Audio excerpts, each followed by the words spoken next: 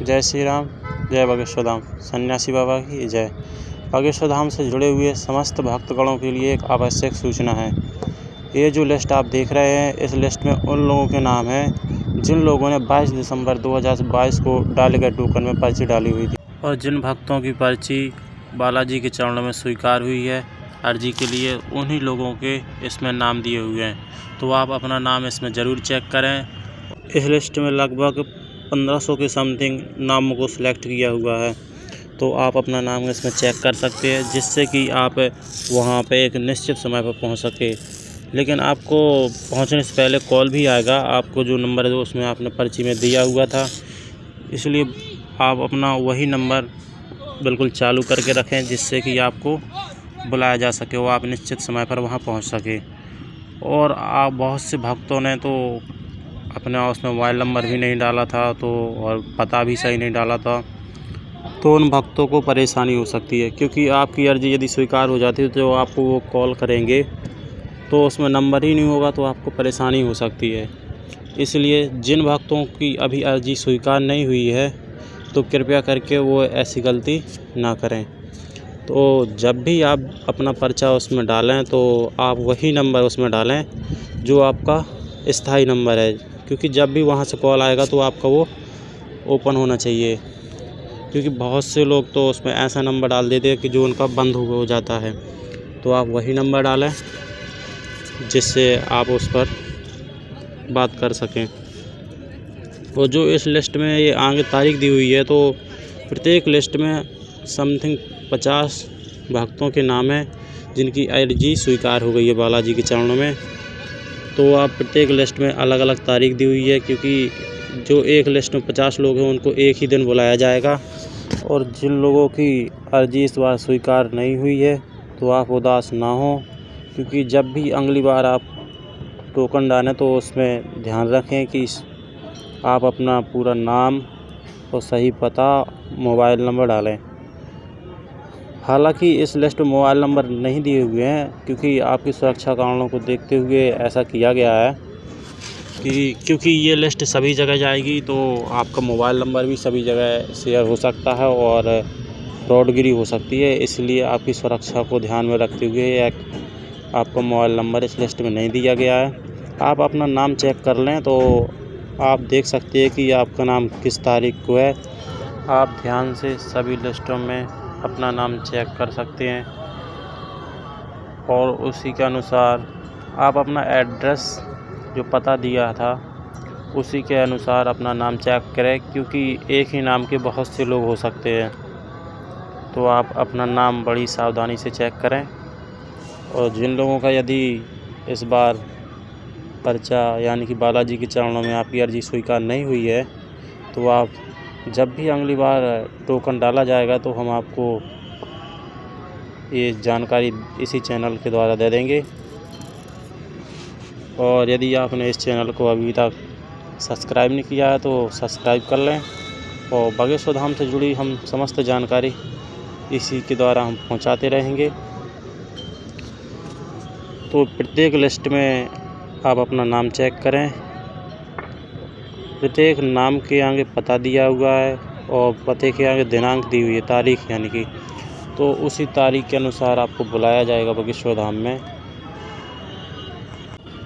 और बागेश्वर धाम के जिन भक्तों ने अभी तक एक भी बार पर्चा नहीं डाला है, तो उन भक्तों को बता दें कि ये पर्चे जैसे ये वाले जो अर्जी जिसकी लग चुकी है, तो जिनके पर्चे बनने के बाद जब अगली बार टोकन डाला जाएगा, तो आप उसमें अपना नाम और पूरा एड्रेस और मोबाइल नंबर लिखकर एक पर्ची बागेश्वर धाम में जिस दिन भी डलती है तो आप उसमें डाल सकते हैं। फिर उसके बाद एक लिस्ट तैयार होती है इसी तरह फिर से, तो जिसका भी उस लिस्ट में नाम आ जाता है बालाजी की कृपा से, तो उनकी अर्जी स्वीकार हो जाती है और उनका पर्चा बनने के लिए उनको आप मतलब जो आपकी समस्याएं हैं, तो उस समस्या को वो पर्चे में लिखकर दे देते हैं, तो पहले से आपकी समस्या का समाधान भी उस पर्ची में लिख देते हैं। इस लिस्ट में लगभग सभी राज्यों के भक्तगणों की अर्जी स्वीकार हुई है, चाहे वो दिल्ली हो, मुंबई हो, और राजस्थान हो, यूपी हो, हरियाणा हो, पंजाब हो, यहाँ तक कि आप इस लिस्ट में अगर अच्छे से देखेंगे तो एक जगह फॉरेन से भी यानी कि ऑस्ट्रेलिया से भी भक्त की अर्जी स्वीकार हुई है। जिन भक्तों की अर्जी स्वीकार हो गई है तो उनकी समस्या का समाधान तो नहीं होता है तुरंत, बल्कि उनको अर्जी स्वीकार होने के बाद जो नियम फॉलो करने पड़ते हैं उसको पूरा करना पड़ता है। जैसे कि लहसुन प्याज का सेवन करना बंद करना पड़ता है और 21 मंगलवार बागेश्वर धाम की पेशी करनी पड़ती, यानी कि 21 मंगलवार आपको बागेश्वर धाम में गुरु जी के पास में अपनी पेशी चढ़वानी पड़ती है। उसके बाद जाकर आपकी समस्या का समाधान पूर्णतः हो जाता है। और यदि नहीं हो पाता है तो गुरु जी अलग से किसी एक निश्चित तारीख को बुलाकर आपका समाधान का जो समाधान है उसको वो बताते हैं। और जिन भक्तगणों की अर्जी स्वीकार नहीं हुई है और समस्या है घर में, तो वो धाम पर जाकर 21 परिक्रमा करके एक नारियल को, यदि आपको कोई प्रेत बाधा कुछ भी है तो आप काले कपड़े में नारियल, और यदि कोई शादी संबंधित समस्या है तो पीले कलर में नारियल, और यदि किसी अन्य प्रकार की रोग या बीमारी है तो आप लाल कलर के नारियल में वहाँ पे नारियल बांध देंगे बालाजी के चरणों में, जिससे कि आपकी जो समस्या है उसका धीरे धीरे समाधान होना स्टार्ट हो जाएगा। आपको इसके दौरान लहसुन और प्याज का सेवन बिल्कुल भी नहीं करना है। यदि आप पूर्णतः नियम का पालन नहीं करते हैं तो आपकी समस्या का समाधान नहीं हो पाता है। बाद में फिर आप लोग धाम को गलत ठहराते हैं, जो कि सही नहीं है। इसलिए आप नियम का पालन करें तो आपका समाधान पूर्णतः हो जाएगा। और लिस्ट में जो नाम दिए हुए हैं उनके यहाँ एक तारीख भी दी हुई है कि जिन लोगों की अर्जी लगी हुई है तो प्रत्येक लिस्ट की एक अलग तारीख दी हुई है कि उस तारीख को आपको बुलाया जाएगा। इसलिए आप उसी तारीख पर पहुंचना ज़रूरी समझें। अब जैसे ये लिस्ट है तो इसमें 17 मार्च को आपको बुलाया हुआ है। लिस्ट नंबर 17 में 17 मार्च 2023 को आपको बुलाया हुआ है। जितने भी भक्त हैं इसमें सभी को एक ही दिन बुलाया जाएगा और सभी की एक एक करके सभी की समस्या का समाधान गुरुजी वहाँ पे बताएंगे। और जिन भक्तों की यहाँ पे अर्जी नहीं लगी हुई है तो इन भक्तों के लिए एक और सूचना है, या जो पहली बार अपनी अर्जी लगवाना चाहते हैं तो गुरुजी की जहाँ पे भी भागवत कथा होती है तो वहाँ पे गुरुजी बिना टोकन का 2 दिन का दरबार लगवाते हैं।